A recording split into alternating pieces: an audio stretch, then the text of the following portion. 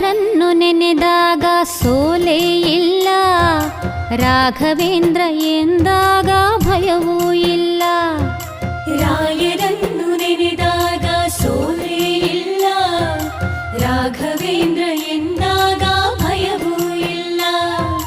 ತಾಯಿಯ ಮಮತೆ ತೋರು ಗುರುವು ಇವರು, ತಾಯಿಯ ಮಮತೆ ತೋರು ಗುರುವು ಇವರು, ಬದುಕಲ್ಲಿ ನೆರಳಾಗೋ ತಂದೆ ಇವರು, ಬದುಕಲ್ಲಿ ನೆರಳಾಗೋ ತಂದೆ ಇವರು.